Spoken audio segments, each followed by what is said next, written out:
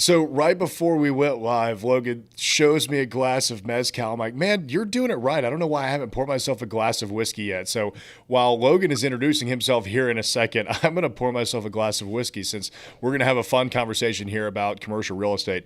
Logan and I met, gosh, what, a year or two ago now? And instantly connected because he is very similar to me in the sense that he is constantly creating content on commercial real estate and investing, and he's willing to give back to anybody that's willing to listen, which I love and obviously gravitate towards because that's what we do here. In 2019, he completed $35 million worth of transactions. He did, gosh, double that in 2020, despite the pandemic, which is ridiculous. I mean, absolutely ridiculous. And this year, he's on his way to $100 million in transactions, right? The quest for $100 million, obviously, that is the topic for tonight. Logan started off as a broker, moved into syndications as one of the co-founders of FTW Investments. And like I said, he's got a podcast. He's creating content for you guys. He's unbelievably active on LinkedIn. If you guys are into LinkedIn, go follow him because he's always posting stuff. Logan, that was a brief introduction. But, man, tell us a little bit about yourself. Well, first and foremost, I got to know what whiskey you're pouring. And secondly, I really appreciate you having me on, Tyler. This is great. And thanks for putting this together. In regards to, who I am, I'm a Midwestern Jefferson City boy who grew up throwing hay on the back of there we go. Is that Woodford? Nice. Yeah, a little bit of Woodford.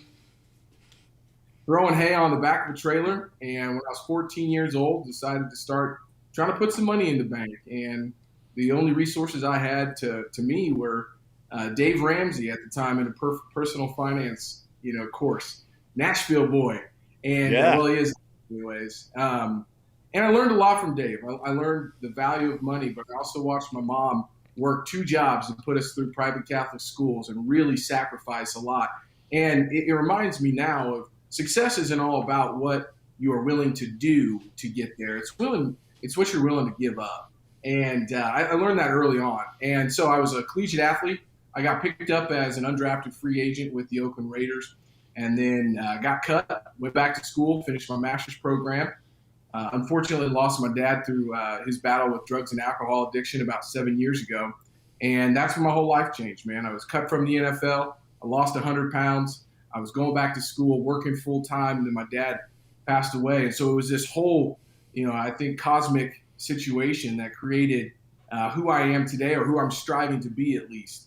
And real estate always interests me, man. I've studied so many people. I've got probably 750 books behind me here, guys. And there's a thread. There's threads that you start realizing, and a lot of them were not tied to their time that they were spending was not tied to their income that they were making. And so that got me really interested. I think at heart I'm a lazy guy, and you wouldn't see it on. But I want to be able to have the flexibility of being a lazy guy sometime, and so. That got me super interested, man. And I moved to Kansas City, started working, started buying some real estate, continued to educate myself and network up. And about 4 years ago is when, I was fired from my job. And I had the opportunity at that time to say, look, I think it's time to do my own thing. And that's when I went full force into real estate. So that's a little bit about it. That's awesome, man. I think, what you said about being lazy resonates with me.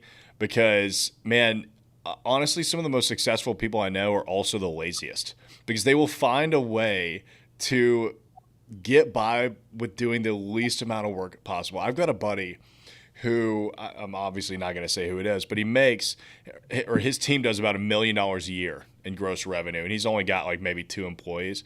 Mm-hmm. And I swear he works 30 minutes a day. Yep. Like doesn't work at all. It's amazing, but it's because he's so good at creating systems. He systematized himself out of his own business, and he just doesn't have to work.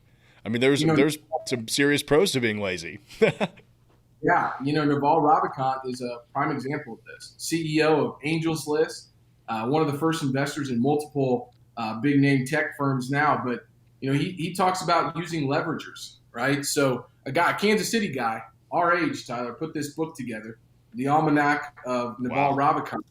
Basically took all of Naval's tweet storms and said, hey, I want to aggregate these and put these together. And, Naval and Tim Ferriss are really good buddies. Behind me are all of Tim's books that I've read. And he wrote the foreword to this book. And this guy was like, look, I just want to put all this stuff in a book. And Naval was like, look, I'm not making any money off this. I'll take a look at it beforehand, and I'm in.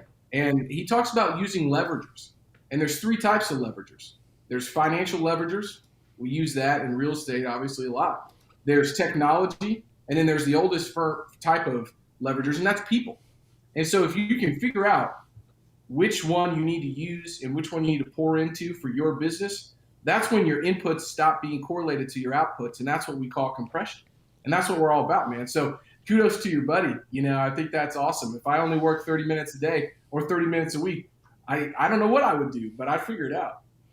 Yeah, I mean, you just think about how, like, what is that even dollar per hour come out to be? It's absolutely insane, and I love that for him. Like, it's really cool because now he gets to spend most of his time on things that he's passionate about. So it's right. really cool to just see him go do that. Dude, talk to us a little bit about going pro. I mean, what was it like being, I mean, first of all, it's unbelievably intense to be a collegiate football player. My dad did that. So I know what that process is like. But talk to us about, doing that in college and then the difference in actually like going pro. I never had my sights set on being an NFL football player. I thought I was going to be an NBA basketball player. Then I stopped growing from a height standpoint. Haven't stopped growing from a width and girth standpoint. But, collegiate athletics really made me the man that I am. It taught me the discipline, focus, the intentionality, the repetitions, just, getting the fundamentals down, all of that stuff.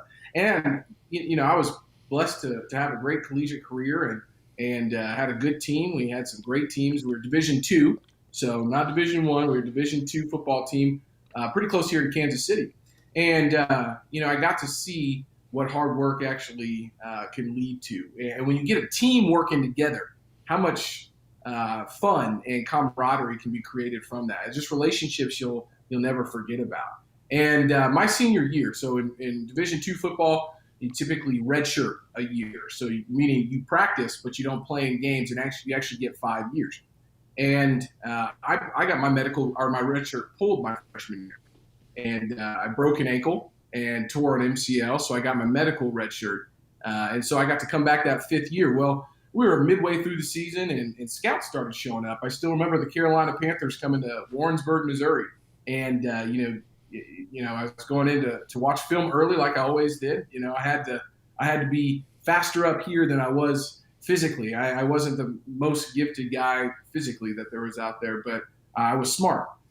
And my O-line coach grabbed me beforehand, and he said, "Hey, you're not going to have any time to watch film today. You need to go, meet this scout." And I was like, "Wow!" I had no idea he was there to see me. And then agents started reaching out to me, and I thought I was going to get drafted, which would have been cool. But at the end of the day, that's not what happened. Some guys got at the combine, showed out a little bit better than I did, and from a small school, it's a tough go.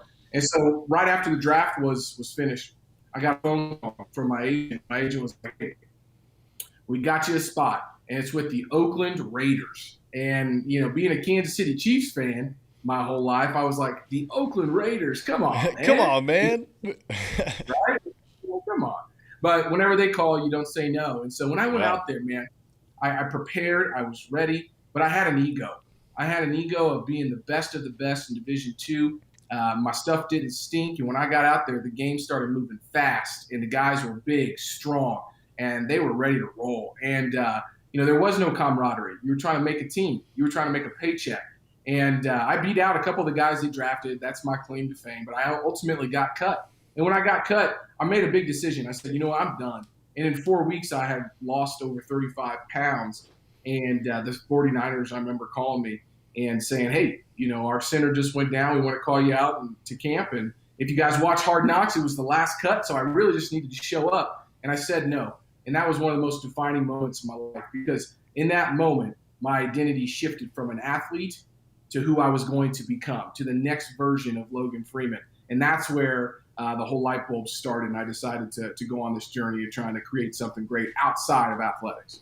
Well, good for you, man. I mean, that's got to be a tough decision to make. It's, coming from Nashville, we have the musicians. It's the people that because it's kind of the same thing, right? It's people pursuing a dream that they've had since they were a little kid.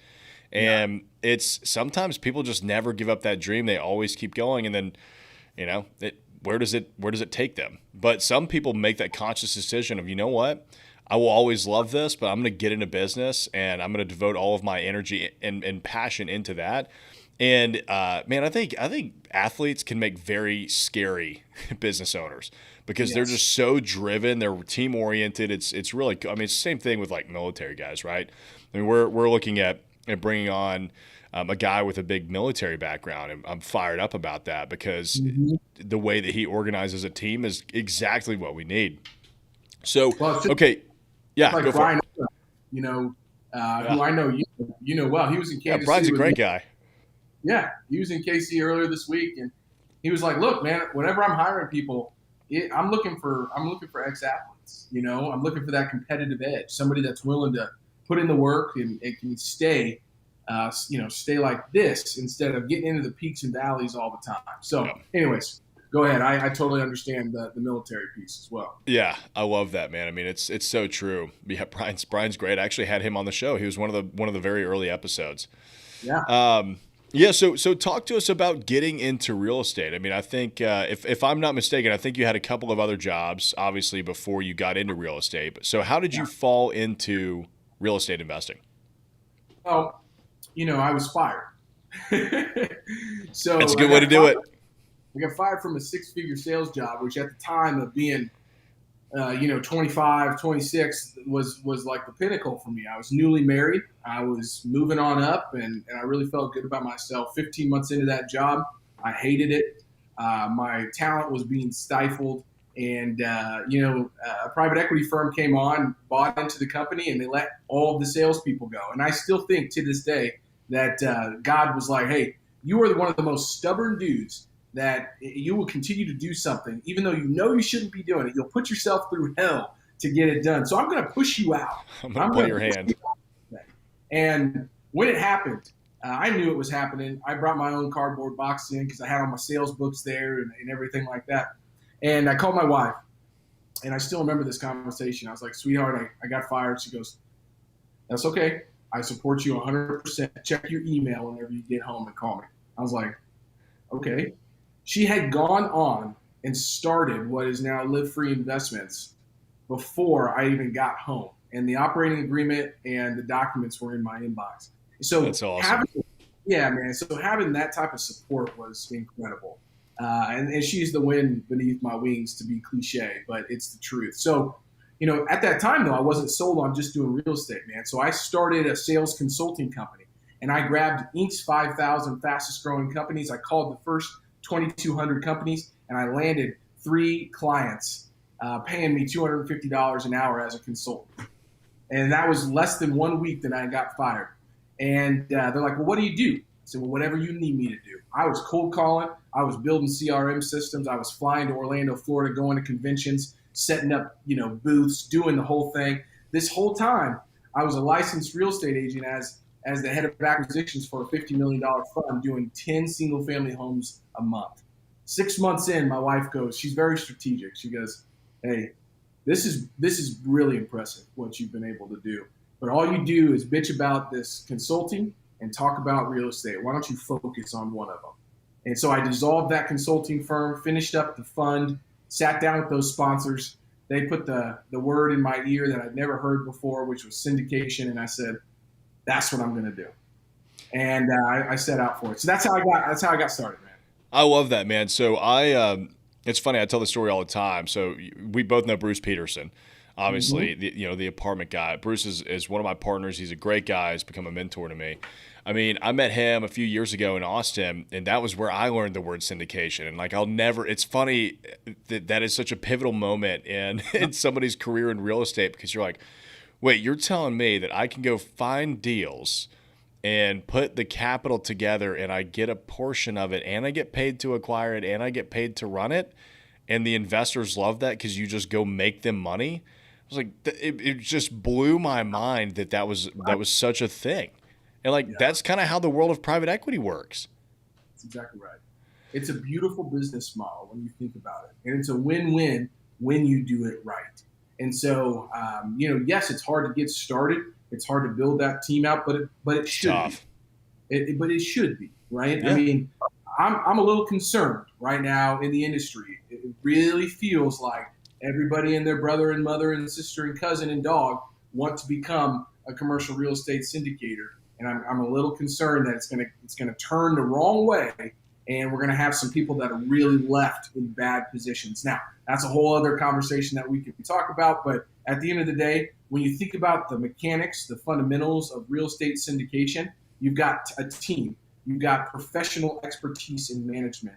You've got financial analysis and expert due diligence. You have the ability to use leverage in the right way, and you can go get an asset that you wouldn't be able to do by yourself. I mean, it's a beautiful business model when done right. Yeah, well, let's unpack that a little bit more because we do have a lot of newbies to commercial real estate that listen to the show, that watch the YouTube channel. What is syndication? Syndication is very simply put, pooling resources together to achieve a goal that you would not be able to do by yourself. Think about when you hear a syndicated radio show, okay? Somebody is recording. I was on a radio show earlier today. It's syndicated. A syndicated radio show that's recorded on one FM station or AM station, and then whenever it's done, it's picked up, or during it, it's picked up by all of these others. So it's bringing something to the masses that you wouldn't be able to do by yourself. And so in this regard, you're able to pool capital, experience, knowledge, and resources together to go get an asset that you wouldn't be able to do by yourself. And then you get to leverage people's knowledge and experience to do it the right way. So that's kind of how I explain it. I think there's more technical terms, but that's the way I look at that. Yeah, no, absolutely. I mean, that's a great way of explaining it. Bruce always says, like, you can syndicate a Snickers bar. I mean, it's you can syndicate anything, right? Like, it's just people pulling money together to go accomplish something. You don't even have to make money, really, if you don't want to, but that's not really the point. The change happened in 2012 when the Obama administration passed the Jobs Act of 2012. This is what revolutionized the whole industry. And this is when you started to see podcasts pop up in the educational circuit, which is amazing. But that regulation allowed folks like you and me, real estate practitioners and operators, to utilize what we're doing right here, digital marketing, social media, to actually find new partners, whether that be owners of property or investors or vendors that need to be involved in the transaction. And that's what revolutionized kind of the opportunity to raise capital and actually do syndication at scale. Will you unpack why that is? Because I'm sure a lot of people do not know the history of syndication. What happened in 2012 that allowed that? So the Obama administration passed an act, the Jobs Act of 2012, that it was really geared towards startups. So if you remember back in 2012, where were we? Well, we were coming out of, kind of recession, and it was a tough time for a lot of people. So to stimulate the economy, the federal government really wanted to make capital available for private equity and backed companies. And so they wanted entrepreneurs to feel comfortable to be able to put a structure together that they could go raise capital. And it wouldn't have to be from a VC firm or, a shark. They could go pool resources together from friends, family, business people that they knew, and use that money to raise capital for their own businesses and at scale. What happened is, in real estate, we buy these deals with a single purpose entity, usually an LLC or some other type of entity, which is a business. So whereby now investors can buy shares in that business that owns the real estate. So I don't think that the Obama administration really targeted this towards real estate per se, but I feel like one of the biggest proponents and success stories of that. Previously, before 2012, you had to know somebody. You had to know somebody that was doing these projects, that had the appetite of risk that they could go on and the experience to do these deals. But you literally had to know them. It had to be a pre-existing relationship, and you didn't have access to log on to CrowdStreet or one of the 50 different platforms now to be able to invest. And so it's a beautiful thing because a lot of people have access to the portfolio allocation that they didn't have beforehand. And they don't have to necessarily, if they are accredited investor, know exactly who that person is. They just have to vet the deal, the market out. And so there's different types of syndications, as you know, but that's kind of my take on how 2012 really revolutionized this industry.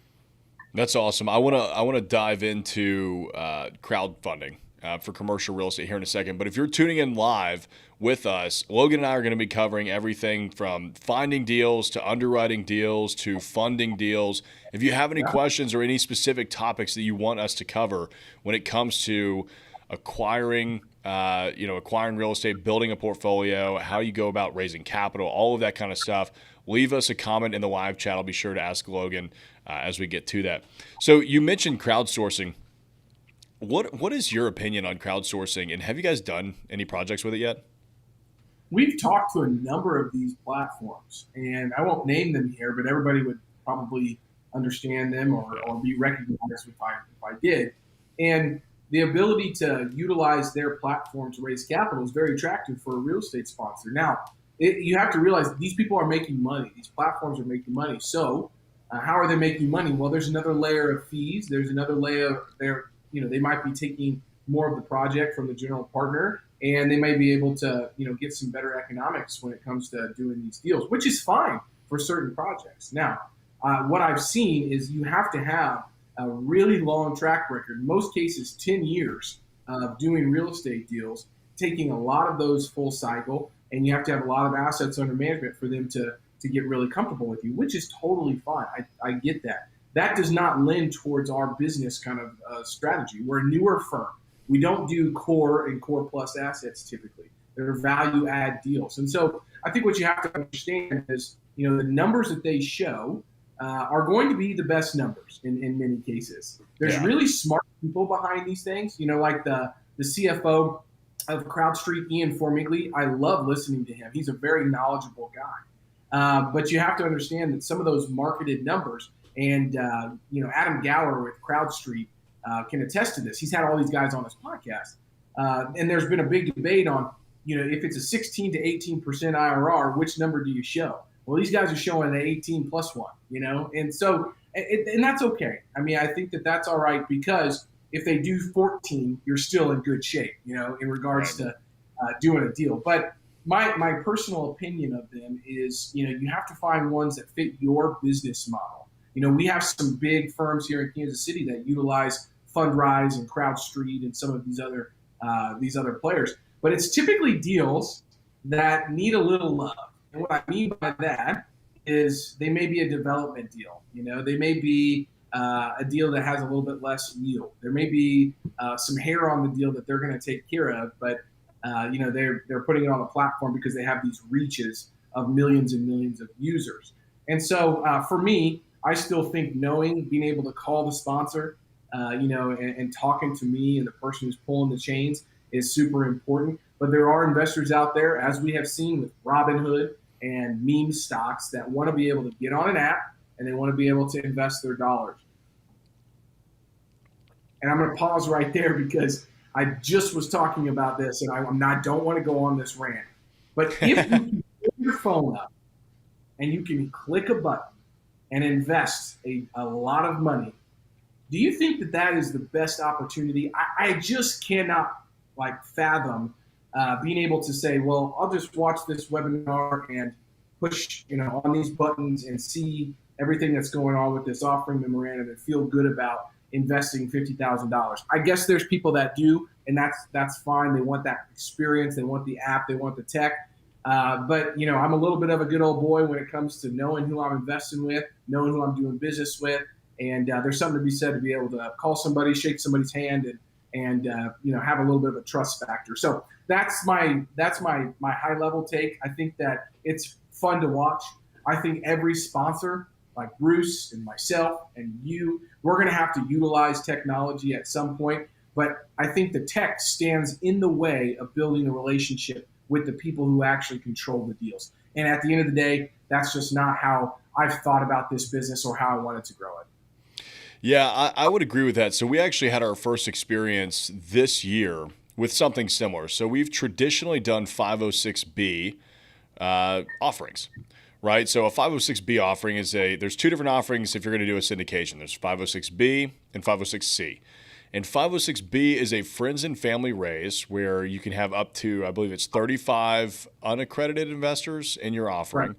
which is, people who have less of a net worth than $1 million, or they're making less than like 200,000 a year, which is a lot of people, right? Like it's friends and family. The great thing about that raise is you can go out to just about anybody that you have a pre-existing relationship with. Now, Yeah. how do the gray area is, how do you define a pre-existing relationship? Well, if anything ever happens with the SEC, you have to be able to show that you knew this person before you brought the deal to them in some way, whether that's phone calls or coffee or you were friends for 30 years, whatever. We did our first 506C thinking, hey, because we're doing a $50 million development deal. And figured, hey, you know what? Let's try doing a 506C because we'll be able to market it. That's one thing you can't do in a 506B. A 506B, you are not allowed to market it to the public. 506C, you can only take on accredited investors, but you can market it in any way that you want. Well, so we thought, well, hey, we'll be able to just go market this on Facebook, Instagram, Google. I mean, you name it, we'll be able to do it and blow it out. And we got some amazing feedback, but what we found was the majority of people that ended up investing were friends and family already. So all that we ended up doing was kind of hamstringing ourselves, because how are you going to go out to somebody that you've never met before, that has never seen you before, they don't know your track record, and convince them to give you $100,000 as an investment? That's not easy to do. And when you're on a timeline to close on a deal, I mean, damn. So I agree. I mean, the fact that people are doing $50,000 investments through CrowdStreet, just pressing buttons, is remarkable to me. It is. Yeah, they're banking on the fact that CrowdStreet or the platform has obviously done their due diligence on the sponsors. That being said, there's so many different platforms now that have so many different deals. Now you are competing against every other project out there. And how does CrowdStreet, how does the platform say, well, this is the success rate and this and that, but which one are you actually promoting? If I pay you more, does my deal show up in more apps? I don't know. I'm not sure. I'm not really privy to that. I have a similar story, though. We've only done one 506C. It was for a $750,000 raise. I've raised $7.6 million with a 506B, by the way. And that 506C was the hardest raise we have ever done. Now, we're selling an asset, and it's an 82% IRR, so it turned out to be great. However, trying to make sure that everybody on that deal was accredited, I knew every single person. I just hamstrung myself. I mean, every person that invested in that deal was a pre-existing relationship, and I could have just done a 506B and been done 3 weeks before. But so I think it has its place. It has its meaning out there in the marketplace. But just because you can market it, just because it's you can blast it to the masses, doesn't mean it's going to attract the dollars. You know what does is doing this right here, so people can get to know who you are and everything that you do, Tyler, on a regular basis with your social media and educational platform. I've emailed you multiple times saying, man, that blog, I mean, you go deep in your blog articles, bro. Like, if anybody wants some good content, I mean, this guy he's doing it. And I'm learning from it. I'm just like, man, I never thought about it that way. And just reading those articles and watching the videos, one, I love good production. And two, whenever I can tell somebody's really put some time into something and it's well thought out, I just really respect that. And that's what builds those relationships, in my opinion. And so I'm okay doing this a little slower. I'm okay, building over time. I don't need to go get, $100 million of equity from people that I don't know and put them into deals, and then they start calling me. And that's just not my business model. There's plenty of other people that are okay doing that, but you better have a track record of major success and know how to deal with that type of pressure.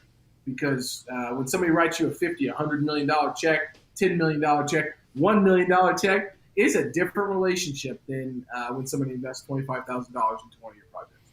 It is. You get a job. That's kind of what happens, whether that's official or unofficial. I mean, when somebody writes a check that big for you, you're basically working for them.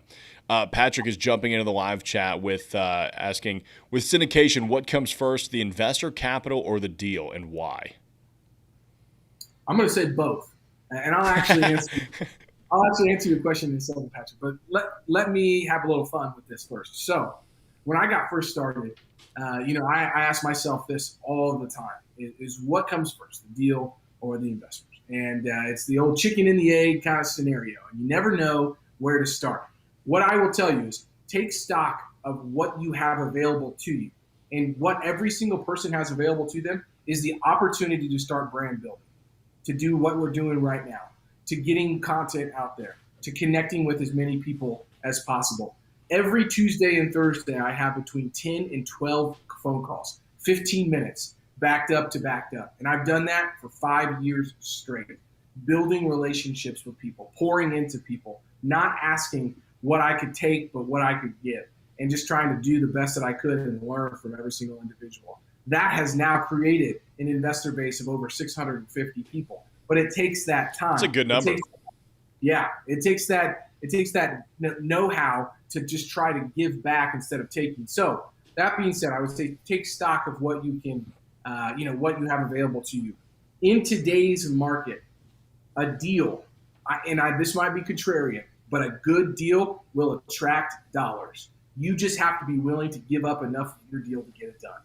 Because you can listen to a podcast, you can get onto one of the 15 different mastermind groups, make some phone calls and say, hey, man, I got this smoking deal, 150 unit apartment complex, commercial deal, whatever it is. I just don't have the relationships and experience to get this thing over the finish line. But I'm willing to give up a part of that deal to learn from you and to be a part of your network. 3 guys have done that successfully with me, and they are off doing their own deals and have $50 to $75 million of assets under management. They got started from one LinkedIn message. They came to Kansas City. We started as LPs, moved to some co-GPs, and now they're off there doing their own deals. So I think the answer is both. You always want to be brand building. But right now in today's market, if you've got a true hot deal, you will be able to go find the people to bring into that project. I would not recommend putting a $50 million deal like Tyler did under contract and trying to go get the equity in 30 days. Your hair will fall out and you will never do another deal. So you don't want to do that. So I think that's what I would say to that. Both is the answer. But in today's market, if you can find a deal, you've got something, you will be able to get your career started off of that. And use that one deal to catapult you, But you have to be humble. And you also have to be willing to partner with somebody that can help you get the deal done. Yeah, exactly. I mean, I think, for your first deal, I mean, look, I was in commercial real estate for 5 years before I decided to put together my first deal. And over that 5 years, people got to know me. They got to see how I operated. They got to see how I worked. So it's kind of that, like, I was not really raising capital, but I was raising capital because it's all about who you are, what your personality is, and what kind of person you are. And people want to see a track record. And it doesn't necessarily have to be a track record in the, hey, here's all the successful investments I've done. It could be, hey, I've been a broker for 5 years, and here's what I've helped people do, and here's how I underwrite deals, and here's how I've pitched these deals to other investors to, and here's my successful track record as a broker. Yes. Follow up with your clients, figure out how successful their deals ended up being. So, yeah, I would agree that, the money will come to a good deal. The tough part about that, though, is that capital raises are never, ever easy. They're never easy. It's the most stressful part of the deal. We're going through one right now for a hotel that I'm doing in Nashville, and we released it like last Friday, and we're about 50% committed on the capital already. But it's like, oh my gosh, we still have to get all the funding in. We've got to go talk to everybody. We've got all this momentum and we all feel really good about the capital raise. I'm still like stressed about it. So the capital is always the toughest part in my opinion. Yeah, I would agree with you. I mean, if I could just piggyback on that really quickly. Man. Yeah.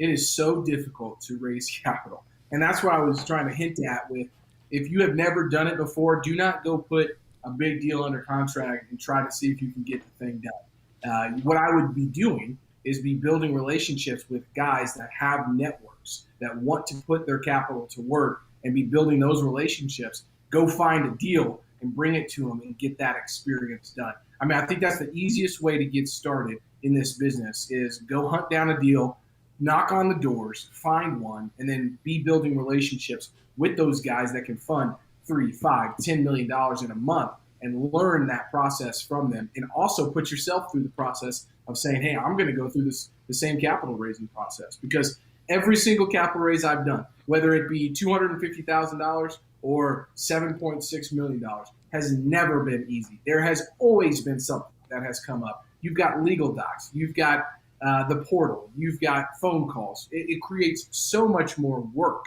and it's a part of the business. But you get better. You start to systemize it. You start to streamline it a little bit, and you can get better at it. But it's not easy. I didn't want to make it seem like I'm over here, growing money on trees. That's definitely not it.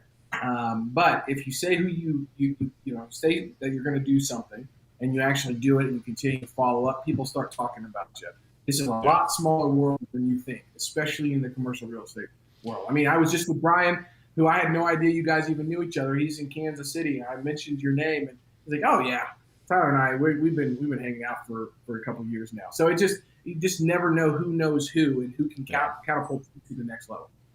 Yeah, it's very true. I mean, look, every capital raise that we do gets easier. Just because, so for example, we had investor site tours at this hotel that we're doing, and several of the people that came brought friends with them that didn't know us. We did not. Obviously they could not invest in the deal because it's a 506B offering, and but they wanted them to start getting to know us so that they can start investing in the next deals that we have. So, take care of your investors, because they will become your secondary sales force. Absolutely. I think that's super important. We've got a question from Danielle. Are any of your deals funded with TIFs? For anybody that doesn't know what a TIF is, that is tax increment financing. Okay, we have not done any TIFs up to this point. We did one redevelopment project of a neighborhood retail shopping center where we got some new market tax credits, and but I believe, Tyler, you probably are more open to this and aware of this, but I believe a TIF is where you're getting some funding on every single dollar that you have in regards to sales for the tenants that might be in your building. And maybe that's incorrect, but I haven't done a lot of the TIF work. I'm mostly in the multifamily space. Not sure if a TIF really even applies to that. What we do is a lot of tax abatement work. We do some work in opportunity zones and historical readaptive use projects that give us historical tax credits, but no TIF. So I can't really speak to that much, Tyler. Maybe you can a little bit more. Yeah, TIFs are more utilized in development and redevelopment, because what it does is you'll get credits basically from the government to freeze your property taxes where they are, so that you can come in, create something that's significantly more valuable, but you're also adding to public infrastructure, or you're creating something that the city wants or needs or whatever, and they're willing to reward you for that. So they freeze your taxes for a certain number of years. It's honestly really complex. Every time that we do them, I'm not going to sit here and pretend that I'm an expert on tax increment financing. I don't really want to be. We bring consultants in to handle all of that for us on our behalf, because they do it all the time. We are exploring TIFs right now on a development project that I'm doing. We just acquired a 32-acre shopping center in Madison. So, that is going to be a $300 to $500 million redevelopment, and we are going to need some TIF money to pull that off, because we're going to be adding a lot of infrastructure to the city, including potentially a transit station for bus rapid transit. So, typically, TIF is very interesting to us. Obviously, there's a lot of value in that, but it does come with a trade-off, right? You're still spending the money on the front end to hope to recapture it on the back end. But with commercial real estate values being based on cap rates, that ends up actually working out pretty well to a certain extent, depending on how long the abatement is. So, not a deep dive into TIFs by any means, but there, we can certainly scratch the surface for y'all. Logan, let's talk about. Yeah, go ahead. I think the point in there, Tyler, is just that this world, there's third parties out there that are experts, and you can utilize them in Yeah. any fashion, just like our property and condition assessments, just like when we do historical tax credit programs projects here in Kansas City. I mean, there's opportunity to learn that stuff, but I wouldn't say under being an expert in historical tax credits is like a big, proponent of my business. Knowing the lady, and I can tell you her name, Elizabeth Rosen, who is the expert, being able to call her and be on a first name basis is. So it is a relationship business. Just like you bring in experts, we do the same thing. Yeah, exactly. I highly recommend that. Don't spend the time to try and figure that out because, I mean, unless you're planning on doing TIFs for every single project you ever do, right? Because Right. it's worth it to just pay a consultant to come in and help you with that. So, Logan, how do you go about finding your deals? I mean, that seems to be one of the biggest questions. Like, I can't even, or not biggest questions, biggest complaints that people will give. Like, I can't find any deals, and Yeah. that's not true. Yeah. Well, my first question is well, what are you doing to find deals? Well, I'm talking to brokers and I'm driving around. Well, that's not what it takes. I mean, you have to do what other people are not doing to find projects. So, with that being said, a guy down in Florida, Bo Beery, wrote an incredible book, Elite Multifamily Investor Book. It can be utilized for other asset classes as well. He lays out a pretty programmatic schedule of how to build relationships with brokers and be able to find deals all the time. What I would say for me, being a real estate broker, being involved in the investment sales committee community here in Kansas City, doing brokerage for 4 years, and those relationships I've built, the one thing that I would say brings me more projects and more deals and more opportunities is twofold. But the first one is listening. I listen to what people say, and then I'm not afraid to ask. Meaning, hey, have you ever invested in commercial real estate? You would not believe how many people would say, hey, well, actually, I'm in that new redevelopment project down at the crossroads of the hotel, the Crossroads Hotel, and I'm this, and this, and I've been doing this for that long. You would never believe how many people would tell you that, which then leads to a new thread that says, well, who do you work with that? And then you find an opportunity. I find projects, I find new deals at church. I find new deals at the nonprofit I volunteer for. I find new deals at the grocery store because I'm always telling people what I do. And they're always interested. Nobody ever says, man, I don't want to talk about real estate. It's always, hey, man, did you see that house over on the corner, sell for this, and this? And I'm thinking about selling my house, but I don't know where to move. It's not a topic that people really shy away from. They want to talk about it. It's exciting for them. It's a tangible asset. They live in a house. They live in an apartment, that type of stuff. So I'm telling people what I do all the time. Secondly, I've gotten really intentional about our direct response and direct outreach to property owners. So when we have a project, either that we own already or we have closed on or just recently, we aggregate a list. We then send mailers 3 times to property owners, the property management company, and the owner's address if we can find it. We've got ringless voicemail going. We've got text messages going. We've got automated emails going. We've got brokerage meetups every single month going on. I've got 5 or 6 brokers that I'm meeting with on a bi-weekly basis, either playing golf with, having a drink with, hosting a happy hour, and just kind of shooting the crap with them. And so I'm always out there beating the bush. Now, I'm not the only guy doing this. I have a full-time acquisitions guy. I have 2 principals that have relationships with vendors like bankers and property managers and contractors that are always bringing us projects as well. But I think the first thing would be is you have to take some sort of ownership of it. And there's plenty of books, and I think that there's plenty of research done on the best way to find kind of these off-market deals. But you got to be willing to pick up the phone and get uncomfortable and meet people and kind of put yourself out there. And the best deals, I think, in my opinion, this is from a broker, by the way, is either a deal that a broker did not list anywhere or with a direct relationship with a seller that owns that asset. I mean, don't get me wrong. We've bought listed deals. I love taking a stab at stale deals and bringing them back to life. It's actually one of my favorite things to do, to see a deal that's been on the market for 9 months. I offered on it in the first 2 weeks that it was there, said, hey, this is what it's worth. 9 months later, I come back around and buy it for that exact number because it should be technically worth more, right? And I'm still paying the same price back then. And I can kind of say, hey, we know what we're doing when it comes to valuation. There's not one thing that I would say that brings us deals, but there is, 5 or 6 that we do on a regular basis, very intentionally, that creates a magnetic pull to our organization.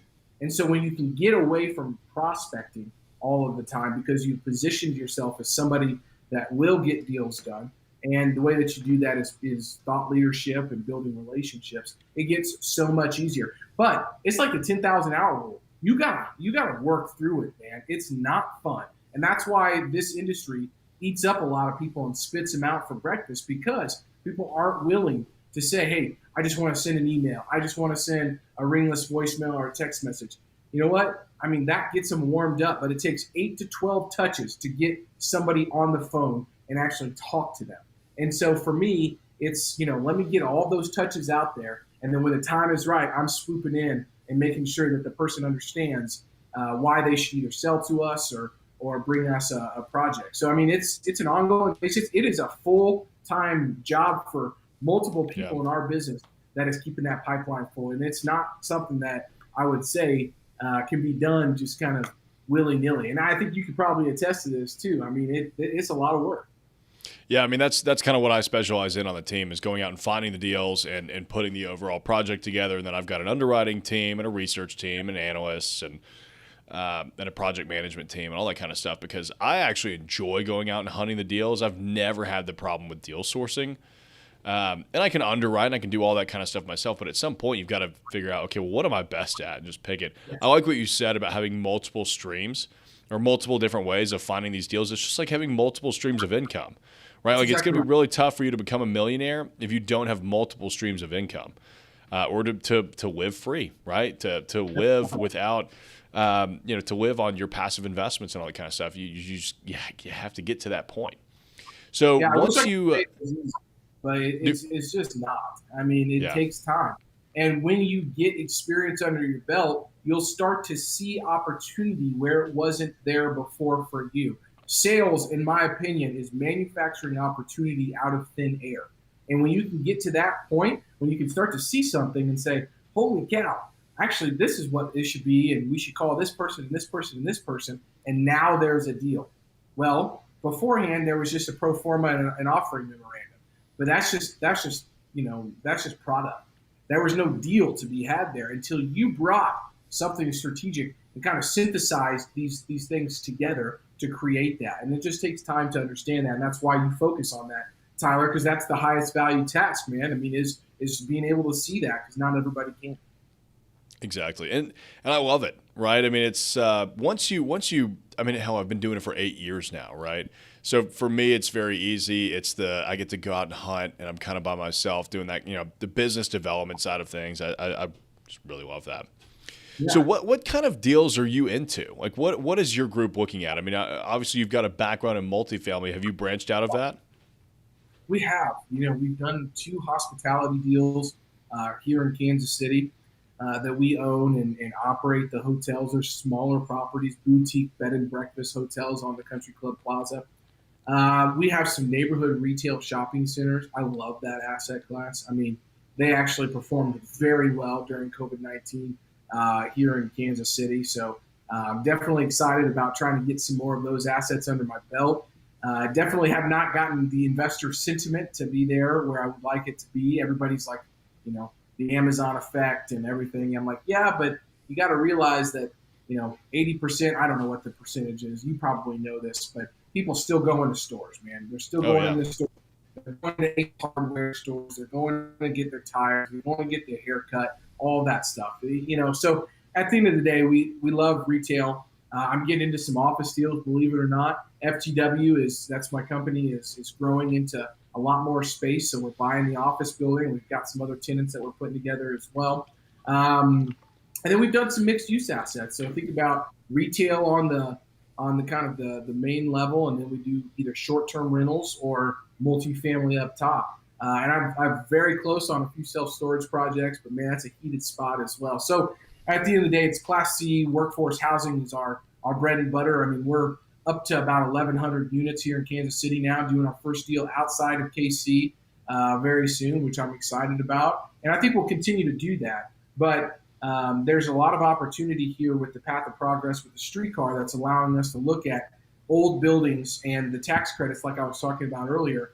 The multifamily deals are now available to scale and actually get to a scoring and get those tax credits that they were not able to beforehand. So having somebody in your local jurisdiction that knows all those things that are going on is so important, because deals that we were looking at 2 years ago that wouldn't score right for the historical tax credits, they do now. And that's very exciting. So that's a little bit about what we're into, but it's mostly multifamily, but highly excited about retail and doing some office deals here very soon.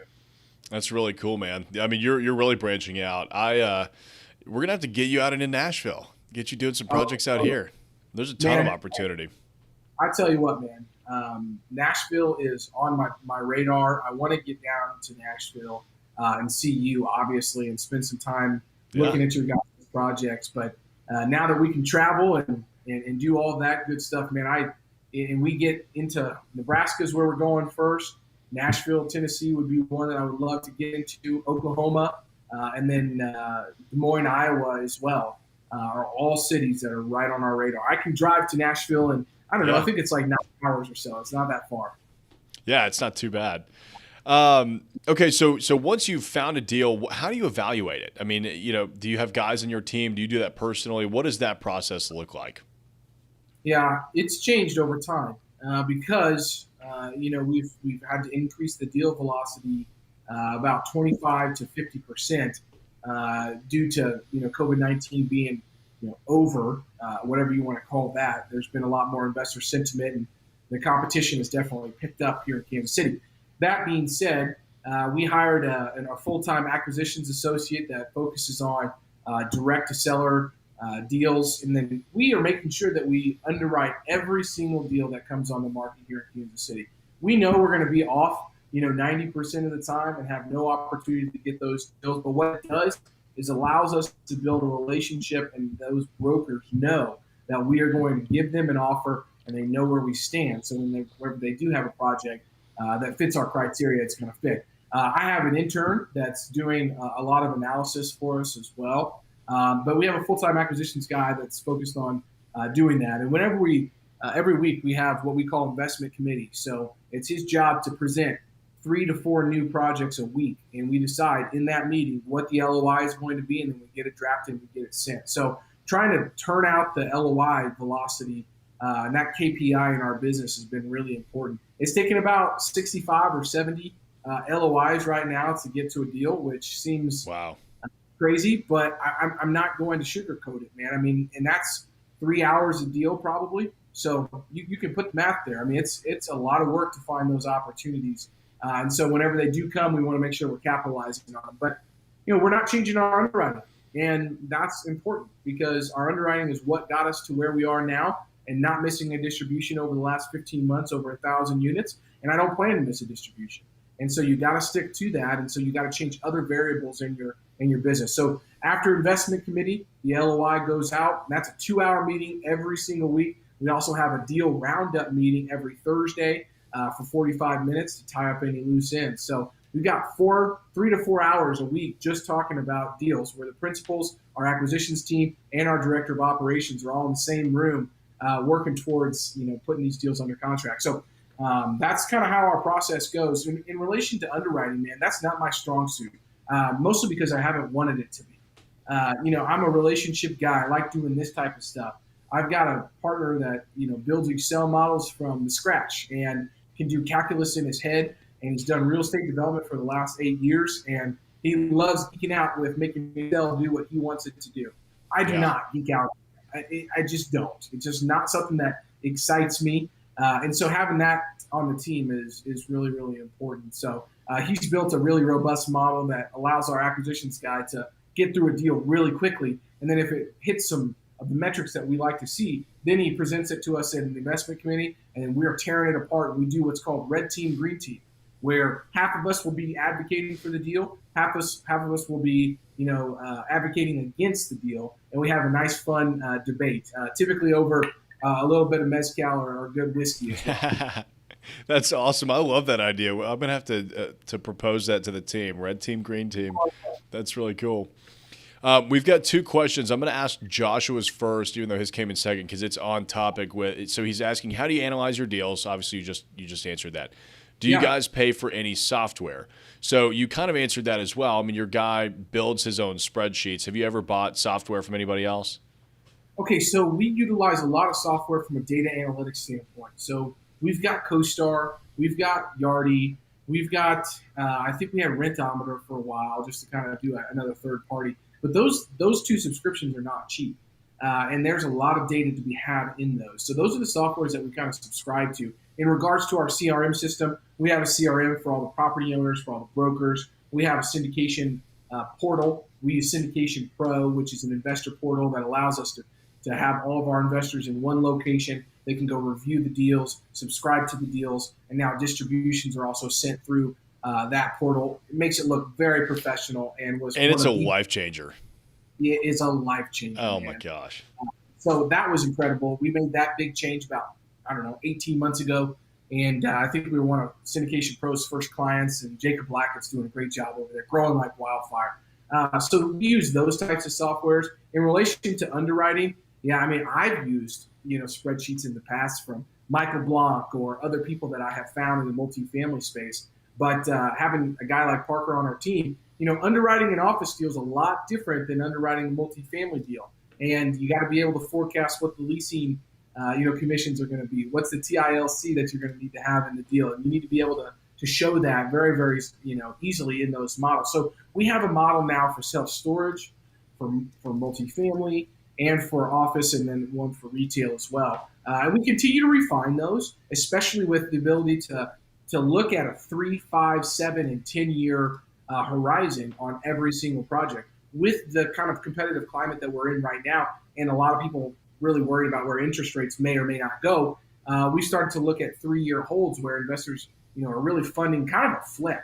I mean, it's not a house flip, but I mean, I'm flipping, 75 units right now that we've held for 19 months. I consider that kind of a flip. I mean, we went in there. That's a short-term hold. That's a short-term hold, and our investors are stoked about it. And so if that sentiment continues to reign true, then being able to put the inputs in the model and being able to have an output that has 3, 5, 7, and 10 years all right next to each other, I mean, man, you don't have to build 4 or 5 models. You can make that decision right then and there, and you can change some of the assumptions that you're making and see what the best option is for the business plan. So, I think that's kind of the software that I would use on a regular basis when it comes to this. The number one software that we use in our business that, there's two that have really streamlined is Slack and Monday. So these are two things that have elevated my game and ability to be productive and stay efficient while being effective is so important. I mean, Monday is a task management software, but also a project management software that can share through Teams, and you can see where everything is, and it sends you emails. It actually integrates with Slack. So I've got like 50 different Slack channels that are for every single deal, for marketing, for investor relations. I mean, not getting off of text message, getting off of email, and being able to have that has been a game changer with communication for our organization. So those are the two things that I would say outside of kind of real estate per se that have really helped us scale up. Yeah, that's having the right software on your side is a big deal. I mean, it can replace entire positions that you would otherwise be hiring for. Joshua, I would say too, I've got a link in the description below to our underwriting software. We do put spreadsheets together that we use on all of our deals that we sell. And every Wednesday at 5:30 p.m. Central Standard Time, Andy, who's my asset manager, my analyst on my team, and I, we're live underwriting projects, showing you guys how we go through that whole process. So if you go to the channel and you go over to, I think we have an underwriting playlist. You can find some more information on that there. This next one is from Patrick. With the Amazon effect, how do you see commercial real estate transitioning moving forward? Yeah. Well, this is a fun one for me because, I think there's second order thinking that you have to think about. So I'm a big Charlie Munger guy. I'm a big mental models guy. So, thinking through the question behind the question, and then what if you answer the question, what are the actual effects, the after effects of the answer of that question? And that's what economists do on a regular basis. It's a lot of fun for me to think through all that stuff. Second order thinking, meaning if I answer the question one way, then there's going to be 5 or 6 other questions that come up and things that I got to think about. The Amazon effect is very interesting to me. One, because it is creating new jobs. Believe it or not, I know that they say they're killing a lot of jobs, and maybe they are. But I've got a deal, 162 units. Right next door to my deal is 262 acres, 2.6 million square feet of light manufacturing and warehousing that is going to be done. And I guarantee you, North Point, which is one of the top industrial brokers in the country, it's a Kansas City-based company, is probably going to put Amazon in one of those buildings over there. And that's creating over 2,000 jobs that is going to fuel the economy right there. So I think there's the first order effect, which you would say is, well, it's going to kill retail. Well, there's a big debate to be had on that front. There are people, what we learned in COVID-19, and this is in Kansas City, Midwest kind of town, is people still want to get out and they still want to go to places. They still want to work in offices, believe it or not, and they want to go see people, and they like going shopping. Ask my wife that. She loves going shopping. So at the end of the day, man, I think the first order effects would be, with Amazon continuing to grow, how does that affect the macroeconomic climate from a job standpoint? And is that going to affect shopping on an ongoing basis? Yes, for a lot of different sectors, but no, from an experiential standpoint and for certain type of industries. That being said, the second order effect or the second level thinking from that question would say this: with Amazon continuing to grow and needing last minute delivery or places for them to store their stuff to get Amazon Prime packages from A to B quickly, that's going to create even more opportunity for real estate developers to buy old malls, to develop them into light warehousing, and other types of organizations or places for real estate developers to have an opportunity in, which is then going to create jobs. So I think there's a lot of going forward in regards to commercial real estate. Some industries, in my opinion, and some old type of businesses that have not continued to innovate, that probably were on the way out, are going to just get exacerbated, and they are just going to be gone faster. Example being in Jefferson City, the mall. I'm watching the mall completely change over there. We saw a government office move into a big portion of the mall in Jefferson City instead of it was Sears beforehand. So if Sears isn't going to be able to stay innovative and create value for their customers, then they probably will be extinct at some point. But that's going to create an opportunity for somebody else to come in and create value.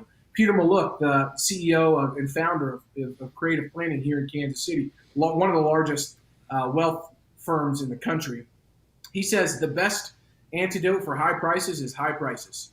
Meaning, whenever there's an opportunity for somebody to come in, undercut, and create more value in an innovative way, the invisible hand of the market will create that opportunity. So I don't know if that really gives a good example or a good answer, but that's how I'm thinking about this and trying to look at all facets instead of just giving one size fits all answer. Yeah, look, Amazon is not going to have this incredibly negative effect that everybody is saying it's going to have. I think it's having a relatively positive effect. Honestly, look, retail needed to change. I think that retail was stuck. America has more retail per square foot per capita, more retail square footage per capita than any other country in the world, right? And it's not necessary.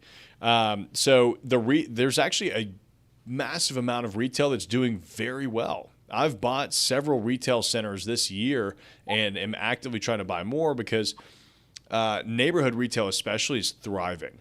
Everybody is still going to go down to the strip center on their way home. It has a nail salon, a dry cleaners, and the neighborhood bar. That's always going to do really well.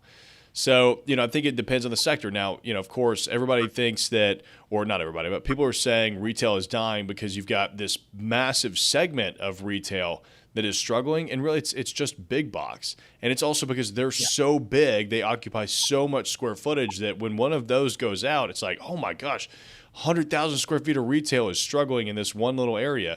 Well, you got to keep in mind it was only one tenant, right? So it's got to study it a little bit more than just listening to the headlines. I think retail is doing well.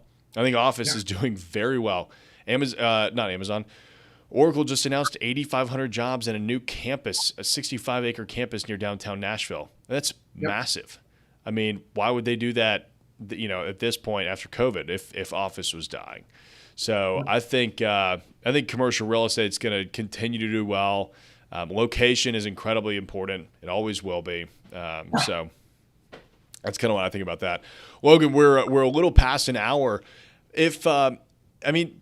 Let's let you plug everything you've got going on right now. I mean, obviously you're very active on LinkedIn. You've got the show. I mean, talk to us about everything else you've got going on and how people can find you, listen to you, reach out to you, whatever.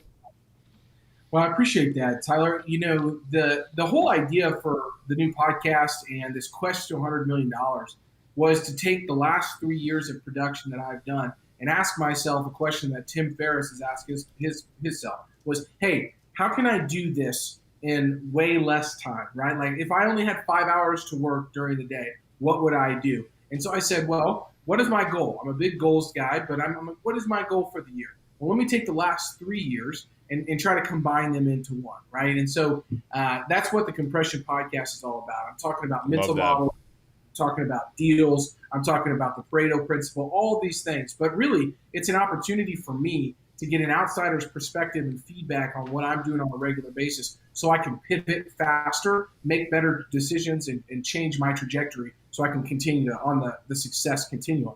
And so, I'm proud to say that it's June 15th right now, and we're sitting at 67 million out of 100 done. And that's about a third brokerage and 2/3 acquisitions for our firm.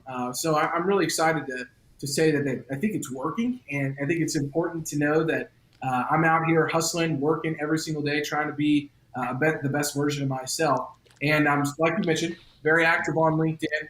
Our website is ftwinvestmentsllc.com, primarily focused on workforce housing here in the Midwest and continuing to grow. I mean, I can't believe that our team is going to be at 11 people soon. A year ago it was like 4 of us, and it's a really rewarding experience to see that growth and use leverages like we talked about earlier that Naval Ravicon has in his book.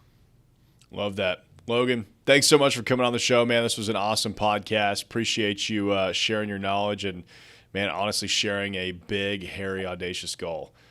Well, Tyler, and looking forward to having some Woodford Reserve with you very soon. Yeah, man. Get down to Nashville. Thank you to everybody that joined us live and asked your questions. We really appreciate that. If you're watching on YouTube, don't forget to like and subscribe. If you are listening on the podcast, definitely give us a rating and a review. And we'll see you guys next week.